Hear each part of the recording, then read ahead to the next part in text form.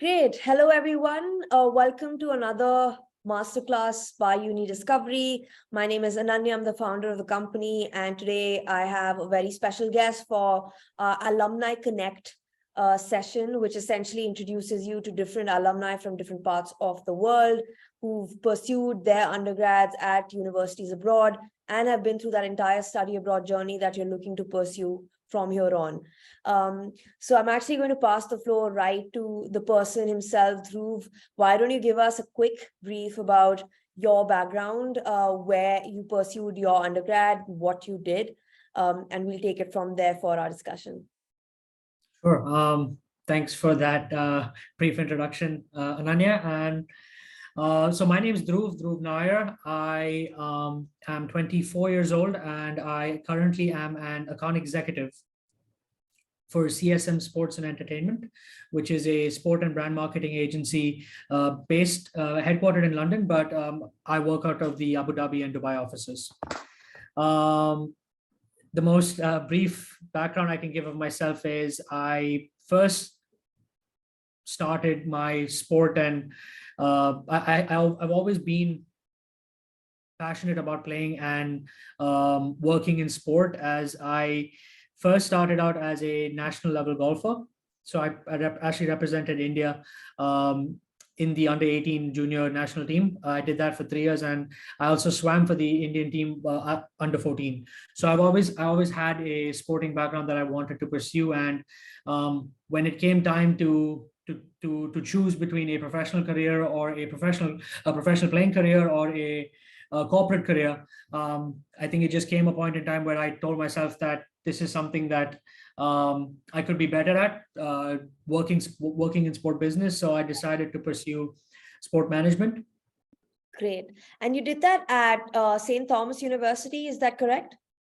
Yes. So I did my undergraduate at the St. Thomas University in Miami, Florida. Great.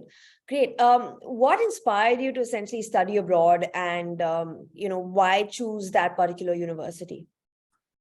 So as you know, in India, in the Middle East, sport management isn't a niche, isn't a traditional subject.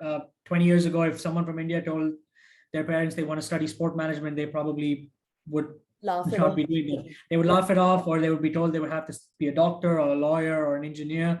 But thankfully, my parents were open to that idea.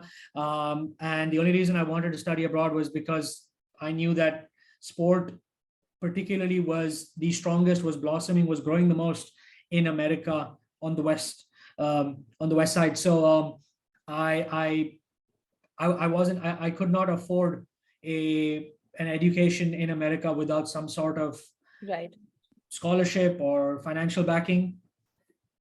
Right. So golf was my way to go. And I basically applied to St. Thomas as a golfer, as a student athlete. Right. And they are a small Division II school in Miami. So I got accepted. I got to be on the golf team for 3 years. So that way I was able to study and play the sport I love for the duration of my undergraduate career. That's great. That's lovely to hear. And let's talk about the university specifically, right? Outside of the course. What were some of the biggest challenges you faced during that study abroad experience, right from doing the applications and deciding the university you're going to, and then, once you reach there, maybe till that point? So definitely I would say it is one of the most challenging things I've ever done. And I was lucky to have a good mentor and my parents who supported me through that whole process. But I'd say the biggest challenge was just understanding the different colleges, the different universities, the different places in America before you actually make a decision and why you want to be there. Also understanding the fact that as a international student, you probably won't, it's hard for you to get a full-time opportunity in America on a international student visa or international student documentation. So basically just finding the place that I could play good golf at, which was Florida, because the weather is always phenomenal there. Yeah. And in terms of just the specific application process, essentially getting all the documents, I'd say, is a pretty big challenge. Because as you can tell, you studied in America, so you can side with me on this. Is they require a lot of documentation. They have deadlines. They have They do. they need approvals. They have a lot of certifications required from professors, from coaches, from mentors. So basically, just getting all of that in order is a challenge on its own, I would say. 100%.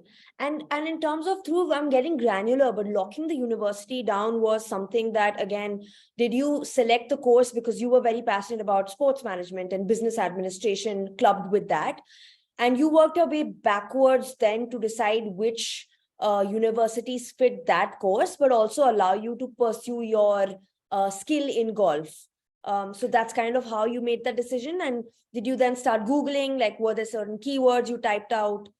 Walk us through that process a little bit. Yeah, so back then when I first started, I still wanted to be a professional golfer. Obviously I wanted to study sport, but I still thought that I could make it on the PGA Tour one day. I still had that dream. I still had that ambition. So the reason I chose St. Thomas was, one, they were a strong Division II school, very competitive, very good golf program, national level players on the team. So I knew that I'd be tested. I knew that it would tell me if I'm good enough or not. I would get a clear answer within a year if I was good enough or not. And I found out within a year that competitively they are just a lot better. So I told myself that this isn't the end of my sport career. It doesn't have to be. If I can't play in sports, I'll work in sports. So the reason I chose St. Thomas specifically was they had a really good undergraduate sport program. It's they've rated it continuously on most of your education journals as one of the best undergraduate sport management programs in the country. So really good, very strong sport alumni.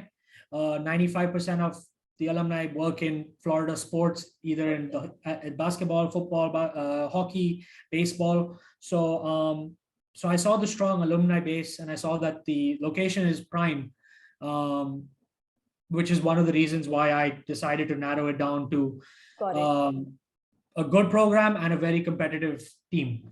Makes sense. No, that makes a lot of sense. And, we're talking about sports management, but a lot of kids listening to this will probably be interested in, let's say, other degrees. You had obviously business administration also that you were doing with sports management. And I feel somewhere management is the common ground here. So, you're just applying it to the sports industry. But at the same time, it's a very niche degree. And as you mentioned, I have been through that as well. And I understand that. A lot of kids listening to this would also want to go for other niche degrees. So it could be fashion management, or it could be event management, or new and upcoming degrees, right? Filmmaking. So do you think degrees like those have a space? Obviously, there are enough universities now coming up, satisfying the core curriculums and the course credits, but do you think that they have enough space to thrive, where more and more kids can come and get the right outcomes from those programs? What's your take on niche degrees to pursue for these students? Definitely. I think, like I mentioned before, 20 years ago, we lived in a different world where we were enforced that it has to be law, medicine, or engineering. But now I feel there's so many different avenues you can go into. There's so many different opportunities that exist out there, and it's just about finding the right connection, finding the right person, and finding the right thing you want. Like I saw something the other day, and it completely blew my mind. And they actually have a 4-year degree on this, and it was on wine tasting. Oh, wow. And I was like, you're basically drinking wine as a professional degree. And I looked up how much wine connoisseurs make, and it's honestly unbelievable. So I think there's just so many different niche degrees, and I feel like students should pursue those niche degrees, because at the end of the day, I feel like many people, I've had personal friends, I'm sure you've had personal friends who've been forced into studying that they don't want to study. They've been forced into something, or they've been pressured into something that they don't want to do. So I feel like they should stand up. They should fight for what they want, and they should imply, they should come out and say why they want to do what they want to do, because the reality is they might actually enjoy doing something that they are forced to study. And I think the movie Three Idiots is a good example. Like the guy was in engineering school, but he wanted to be a photographer. So I think it's just a good, in terms of niche degrees, I think students should pursue it, because that actually brings out the best in them. That's what 100%. they'll enjoy doing, and that's what they will thrive that's in. what they can make their career in. Yeah, no, I like the line you use, that's what will bring out the best in them, because I did economics in my undergrad and I then did sports management for my master's. Only after doing economics, which is such a broad degree, and you get so much exposure apparently, is when I realized that I was thriving more doing something that I like. And while now I'm doing something completely different, which is entrepreneurship, though I've utilized skills from sports, skills from just general business and economics to go into a different field of education. But it starts from what you like doing, and you can't grow without that.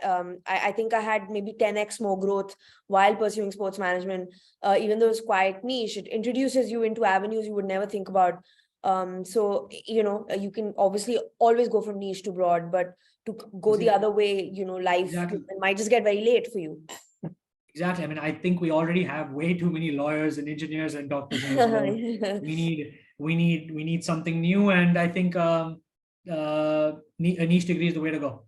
No, absolutely. That makes sense. Were there any things that were different in your application process with respect to sports management that maybe your friends group that was applying more towards finance or general business or general marketing degrees did not have to do, or did have to do? In terms of the sport management degree specifically, no, because it still comes under the business school. It still comes under the College of Education. So you're still technically getting a business degree, in terms of most of your classes are business oriented, or most of your classes are economically oriented. But I think assignments wise, yes, there are a lot of assignments in terms of specific courses where you have to put on the sport thinking cap, or the event thinking cap, instead of the traditional commercial thinking cap. So to answer your question, in terms of application process, not really, but in terms of once you actually go there, then yeah, definitely. Got it. And this is a question that's quite loaded, but it's probably going to be on top of everybody's list. How did you finance your study abroad experience, and any advice you have for other students looking for different avenues? Yeah, so really good question. So I did my undergraduate as at St. Thomas in Miami, and I did my master's at Florida State. And as you can imagine, college tuition fee in America is unbelievably expensive. So I got through my undergraduate with my golf scholarship. So technically, I only really paid for my housing, which was okay. So I was privileged enough to get the golf scholarship, but that's one way I was able to save some money undergraduate wise, and then as a master's I had to pretty much pay the whole fare. But the good news was I basically saved up all that 4 years of undergraduate money and put it in my master's. Yes, makes sense. But and for students, if they no, so again, for when people are looking to apply for scholarships through perhaps their curriculars, could be sports, could be art, that's a separate sort of application. Can you walk us through that a little bit as well, and then we'll round off to other avenues as well, which I cut you off on, but yeah. No, that's fine, sure. So yes, if you are applying for an athletics, I don't know much about the art or the cultural professions, but as an athletics scholarship, yes, you do have to submit a complete comprehensive portfolio of yourself, and it goes to the NCAA, which is the governing body for athletics in college. Before the college can even approve your acceptance, if you are applying as an athlete, the NCAA needs to approve your eligibility as an athlete. They look at everything from your grades, your criminal records, they look at everything from your medical records, and it's basically like a comprehensive personal security check. Mm. So you basically have to submit everything. And when I say everything, I mean even your birth certificate. Right. There's a link on the NCAA website that basically tells each student athlete, prospective student athlete, what they need to submit. And I think there's a small application fee, but essentially you submit all of those details. You get an email back from the NCAA saying, hey, you've been approved. It goes to your coach speaks to your athletic director, and they basically finalize your application into the college themselves. Right. If the NCAA says no, then you're not eligible for a athletic scholarship. Makes sense. Makes sense. And yes, you were talking about other avenues that perhaps some of these students could pick out if they don't go the scholarship route and if they don't fund their education themselves. Are there X number of scholarships available now at universities that you're aware of, or maybe loans that you recommend? So specifically, it honestly depends from college to college and state to state.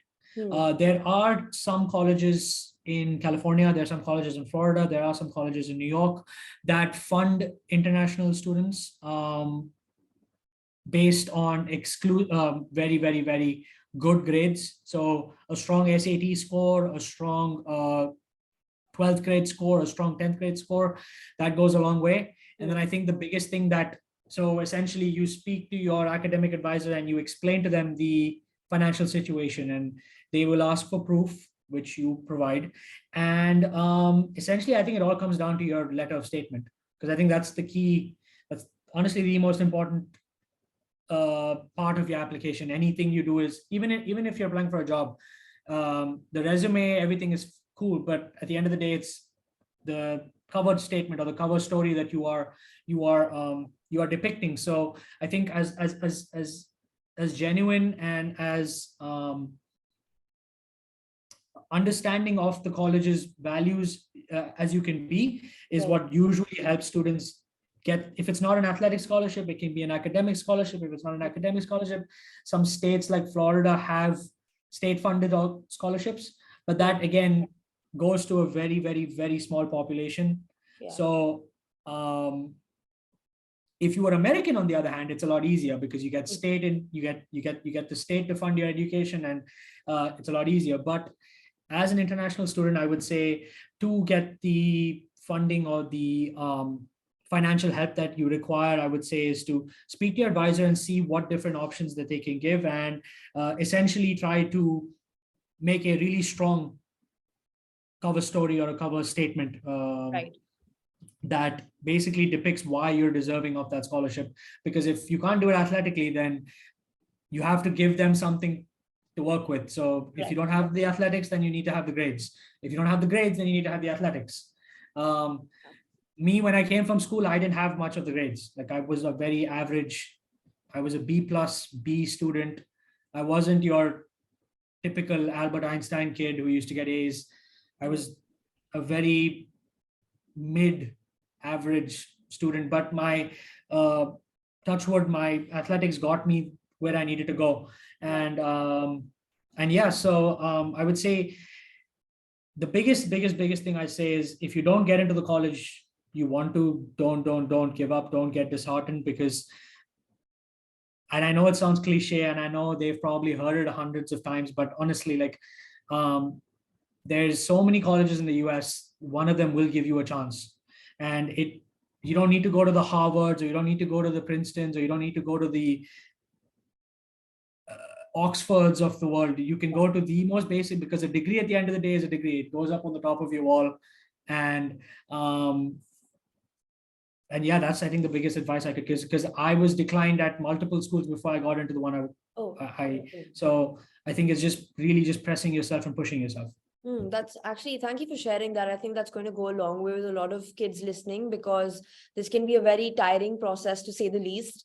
And you need that sort of edge and motivation to move forward in this process.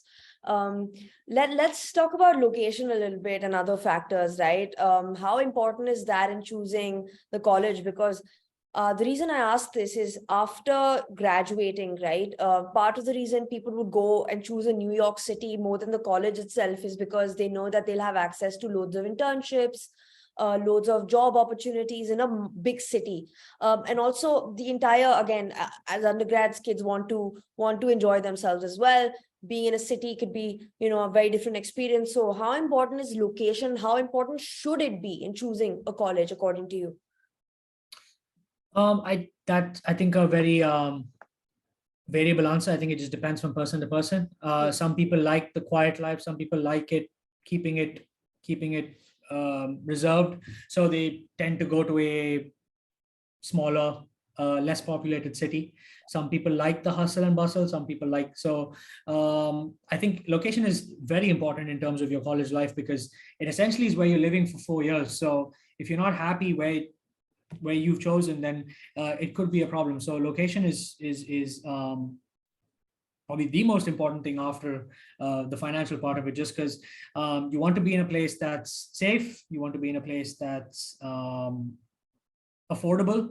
Yeah. You want to be in a place that gives you the place that you're going to has some sort of pathway to what you want to do. Right. So if you want to be a singer or a music or an actor, you would probably go to New York because they have one of the best theater schools out there, or one of the best theater programs out there. If you wanted to be a actor, you probably wouldn't go to, Oklahoma or something, because pretty much nothing there.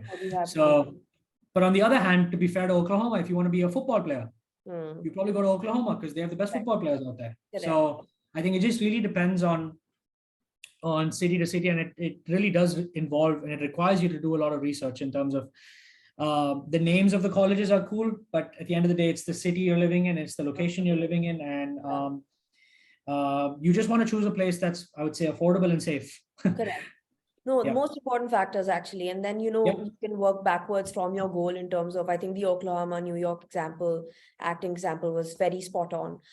Did you get a lot of opportunities to volunteer and intern on campus? And, how did that system work back then? Maybe I can also add a couple of points after, but why don't you start? Yeah. So to volunteer, this is actually something from the NCAA. When you're a college athlete, you are required to do 25 hours of community service or community volunteering programs. It's literally part of your requirements. So we had cleanup drives, we had food giveaway days at local shelter homes. We had a bunch of things that we pretty much had to do. And then with the golf team as well, I used to coach a bunch of, this was not part of the college curriculum per se. It was more me wanting to do it personally, but I used to coach golf kids every weekend on the Saturday, ages 5 to 10, basics of golf, basic fundamentals, just something. It was just I didn't even ask to get paid for it, because it was more of just like something I just wanted to give back to, to kids. So yeah, but a lot of opportunities are always there, and you just have to be, I think you have to be aware, and you have to be, you have to have some sort of beacon for keeping your eye out for what's going on, because if you're in your room all day, you're pretty much not going to know what's happening. So I'd say go out, speak to people, put your name forward, put your hand up when someone asks for any sort of thing, and automatically you'll get the moment you finish something, you'll get, hey, I've got this next weekend. Do you want to jump? Do you want to come for that? And yeah. That's great. That's great advice. Were there any restrictions on international students being able to work on campus during a particular time period? Anything they need to be careful about? Restrictions, no. Payment, yes. Makes sense. They're more than happy to get someone to work for free. Very good. No problem at all. Getting paid as an international student is a bit of you get paid obviously, but it's a bit of it's a whole different process. You need to go get, We can probably do a different session on that, but just to like brief it out a little bit for people, you need your documents in place. You'll need your, I believe it was the I-20 or I-20, Social Security. All of that. So make sure to get legally paid, you need all of that in order. So if you're able to get all of that, brilliant. Yes, you do get a pretty decent, I mean, it depends on the state, but you get paid by the hour for interns, for college students, you get paid by the hour. And I think there's a limit. You have to work per hour. You can't obviously work over the limit, but as an athlete, that limit gets reduced even further. So if you're a college athlete, I think you're only allowed to work 23 hours, 22 hours, or 24 hours a week or something like that. But yeah, no restrictions, but don't expect a regular / hefty paycheck. Yeah. I have, just to be fair, because a lot of kids kind of want to do volunteer work so that they can get this additional pocket money to spend on, food or whatever they want to do. I think there's a period in which you can start working, maybe not the first semester, but the semester after that. And I think regular work on campus, you have a lot of opportunities. You can work at the gym and all of these sort of libraries. And then, of course, second semester onwards, you can get internships, which hopefully pay you, because there's a lot of people who, like you said, they'll be more than happy to give you work, but do they pay you legally or illegally? That's something that you now need to fight for as an international as well. And I recommend that to a lot of students. But yeah, makes sense. Just to be careful about documentation. I'm going to try to wrap this up, but get this a little bit more around, how did you manage your housing, for a fresh undergrad, trying to figure housing out and trying to figure health security out. Can you give us some tips there? Yeah, so I would say the safest route for housing is to do the housing, or is to pay for the housing that the college provides. Okay. That's the safest, but it would be the most expensive. Okay. Because the dormitory housing is probably triple of what you would pay for a traditional apartment. But the reason it's virtually impossible for an international student to get an apartment on their own is documentation. Nobody's going to lease an apartment to someone without proper documentation. So for international students, at most places, they have international student dormitories. If it's, which I would suggest definitely. The best way to get through that is speaking to your advisor, and they'll put you in touch with the housing organization or the housing person, the individual responsible for housing. Me personally, my undergraduate, I stayed on campus. I stayed on the campus dormitories. I stayed there for 3 years. And yes, it was expensive, but it was pretty much the only thing I paid for. So that was okay. They have everything on campus. So it depends again on the college, but most colleges have a nice big cafeteria. They have a gym. They have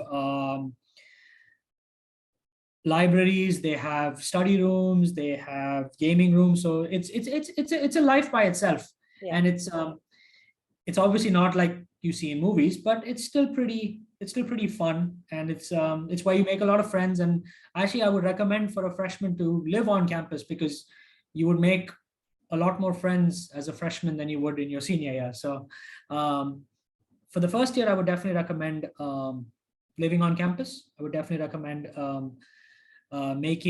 trying to live. I know everyone wants their privacy and they want to live alone and all of that, but I would honestly recommend trying to live with a roommate.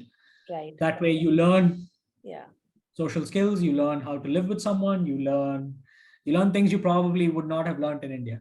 Correct. No, that's very sound advice, and I would second that as well. Any, other aspects of universities, maybe like the good part that you can talk about in terms of clubs and other parts through which you can actually make friends and make newer relationships on campus?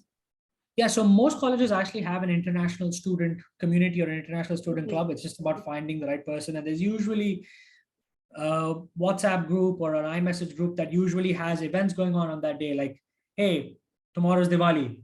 We're having a on-campus Diwali celebration or something. So I think each student counselor in the student services department is dedicated for international students. Right. It's just about finding that right person and basically putting you in touch with, there's international student clubs, there's a dance club, there's a cooking club.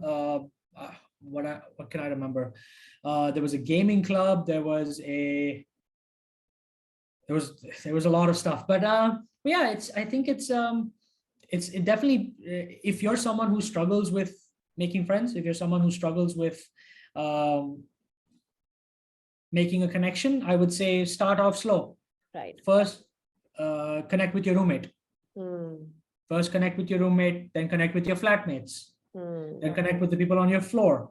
I wouldn't just jump into a club because it might be a bit overwhelming, just because if you're not very, A typical extrovert, yeah. if you're not an extrovert, you might struggle. So, Yeah. but yeah, I think joining a club, joining a community is very, very, very beneficial. It will make your college experience better, and it'll just help you get through college a lot faster than you think.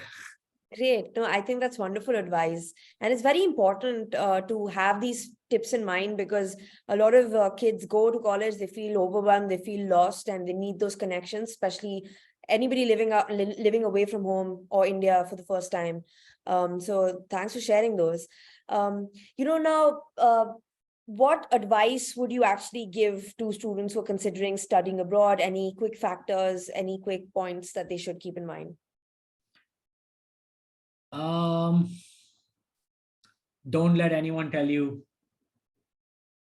otherwise. If you want to do something and you're afraid that it's not the most, if you want to be a magician, go be a magician.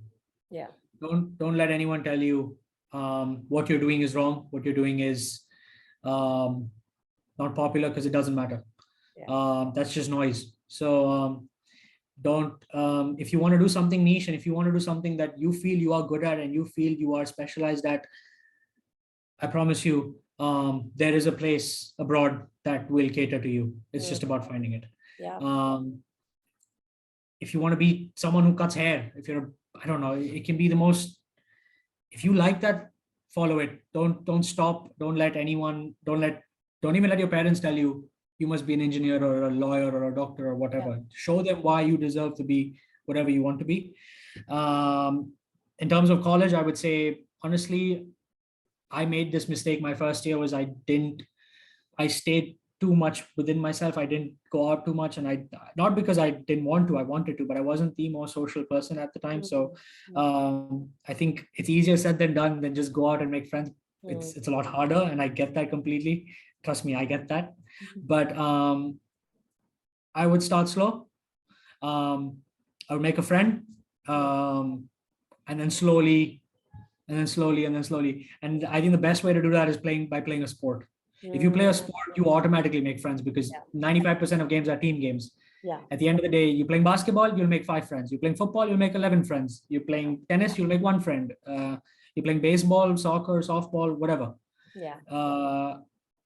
If it can be anything, do some sort of activity, and you will see that you're not as alone as you think you are. Yeah, well put, well put. And how would you rate your study abroad experience to maybe Indian universities, even though you've not pursued any degree here, but having maybe friends here or family in India, do you still recommend students to consider abroad, and why? I think the biggest factor when it comes to abroad is financial positioning. Right. If you can afford it, Yeah. go for it. I would definitely go abroad than stay in India. Not that I'm saying Indian education is bad. I'm not. It's one of the best countries in the world in terms of education for a reason. But you can always come back to India. Always. You can always. You're an Indian. If you're an Indian, you have an Indian passport. You can always come back to India. But you won't get the opportunity to study abroad once you're 30, 40, have a family. So if you can afford it, and if you can find a way to make it happen, I would go abroad. Because you would just learn so much. You would learn life lessons you wouldn't learn in India. In India, your mom cooks your breakfast, and when you live alone, you'll know, you'll learn so much more about people, about yourself, about your surroundings, and you'll come back a better person for sure. I recommend it fully. Although I know it's hard, it's far away from home. I recommend it. I'm sure you recommend it as well. Well, I think you do. I don't know. Yeah, I think I do. Okay. With everything that we're doing, yes, I think I do. Yeah, exactly. So I think you would too. And then again, if you're not happy, you can always come back. But I would give yourself that chance. Yes, I think that's very well put and is very practical as well, right? After a certain tipping point in age, you can't sort of really afford to in terms of time and everything else. All the responsibilities really go abroad, and this is the development phase of your life, really in your undergrad, till that period, right? So you go now perhaps for your masters, but I think those 4 years are so beneficial and crucial that it can really change your perspective about life and what opportunities you unlock for yourself in the future. And we have an example in you doing that right now, working in an international country, having pursued a niche degree and still doing that. So, opportunities are immense and everybody should sort of utilize them. But that brings us to the end of the questions, and all of the insights that you've shared have been really helpful. Hopefully, everybody listening to this in the future will also gain a lot from it. Thank you so much for your time, and thank you for doing this. Hopefully, if anybody wants to connect, we'll sort of, call you in for another session and maybe even interact with everybody live. But really appreciate your time today. Thank you. Thanks so much for having me, and I hope everyone, I wish everyone the best of luck. Thanks.